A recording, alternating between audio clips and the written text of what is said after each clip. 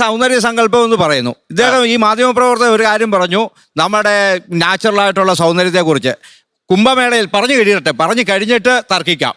കുംഭമേളയിൽ നമ്മൾ കണ്ട മോണോലിസ എന്നൊരു പെൺകുട്ടിയെ കഴിഞ്ഞ ദിവസം ഇവിടെ വന്ന് വിവാഹം കഴിഞ്ഞത് ഒരു ബ്യൂട്ടി പാർലറിന്റെയും പിൻബലമില്ലാതാണ് വന്നത്. നിങ്ങൾക്ക് ഈ ബ്യൂട്ടി പാർലറിന്റെ പിൻബലമില്ലാതെ ഈ സൗന്ദര്യ മത്സരത്തിൽ ഒന്ന് പങ്കെടുക്കാൻ പറ്റുമോ? ഒന്ന് പറയട്ടെ. ഈ ഇരിക്കുന്ന ആൾക്കാരെ ഒരാഴ്ച ഒന്ന് ഈ മെയിൻ്റനൻസ് പുട്ടി പെരട്ടാതെ നിങ്ങൾക്ക് ആ നാച്ചുറൽ ആയിട്ടുള്ള സൗന്ദര്യം ഒന്ന് കാണിക്കാൻ പറ്റുമോ? പിന്നെ വേറൊരു കാര്യം, ഇദ്ദേഹം ഇതിനകത്ത് പറഞ്ഞ ഭാരത സംസ്കാരത്തെ കുറിച്ച് പറഞ്ഞു. പറഞ്ഞു തീർന്നിട്ട് ഇദ്ദേഹം ഇവിടെ സനാതന സംസ്കാരത്തെ കുറിച്ച് പറഞ്ഞു, ഭാരത സംസ്കാരത്തെ കുറിച്ച് പറഞ്ഞു. ഇവര് വിദേശ രാജ്യങ്ങളിലെ അർത്ഥനഗ്നരായിട്ടുള്ള തുണി ഉടുത്തു വരുന്ന ആൾക്കാരെക്കാളും നികൃഷ്ടം പിടിച്ച നിന്ദ്യമായ സംസ്കാരമായിരുന്നു ഇവിടുത്തെ സനാതന സംസ്കാരത്തില്, ഭാരത സംസ്കാരത്തില് ഇവിടുത്തെ സ്ത്രീകൾ ഉടുത്തുകൊണ്ടിരുന്ന തുണികള്. അല്ല എന്ന് പറയാം. ചേട്ടാ ഒരു കാര്യം ചോദിക്കട്ടെ, മോഹിനിയാട്ടത്തിന് കഥകളിക്ക് അതിൻ്റെതായിട്ടുള്ള കോസ്റ്റ്യൂമിലല്ലേ വരിക, അതേമാതിരിയുള്ള ഫാഷനിലും ഞാൻ കൊണ്ടുവന്നിട്ടുണ്ട് ആദിവാസി കുട്ടികളെ 10 പെൺകുട്ടികളെയും 10 ആൺകുട്ടികളെയും ഗ്രൂം ചെയ്ത് ഞാനൊരു ഷോന് അവരെ ഇറക്കി. കാരണം അവർ സ്വപ്നം പോലും കാണാൻ പറ്റാത്ത ഒരു സ്റ്റേജിലാണ് ഞാൻ അവരെ കൊണ്ടുവന്ന് ഇറക്കിയത്. വയനാട് അവരെത്തി.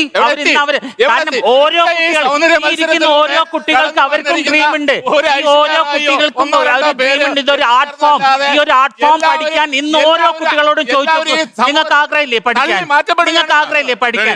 ഓരോ കുട്ടികൾക്കും, ഒരാണായിക്കോട്ടെ പെണ്ണായിക്കോട്ടെ, എല്ലാവർക്കും ഈ ഒരു ആർട്ട് ഫോം പഠിക്കാനുള്ളൊരു ഈ ആർട്ട് ഫോം പഠിക്കാനുള്ള ഓരോ വ്യക്തിക്കുണ്ട്. സൗന്ദര്യ മത്സരം എന്ന് പറഞ്ഞാൽ അവിടെ അവസാനിക്കുന്നില്ല. അത് കഴിഞ്ഞ അടുത്ത ഓപ്പർച്യൂണിറ്റീസ് ഉണ്ട്.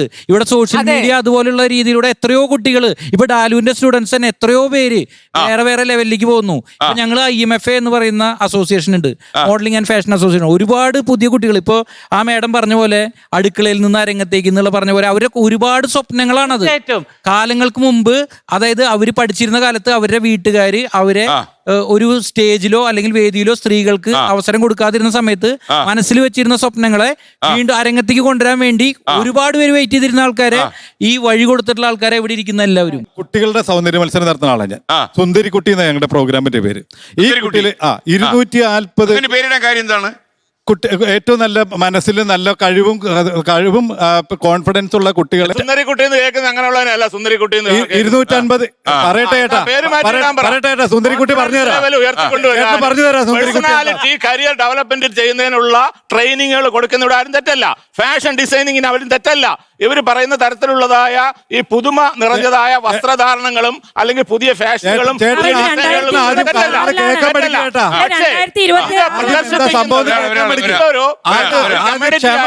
ഒരു ജനങ്ങളുടെ മുന്നിൽ പ്രദർശിപ്പിക്കുന്നതാണ് ഏറ്റവും വലിയ സൗന്ദര്യം എന്ന് കാണിച്ചു കൊടുക്കുന്നത്.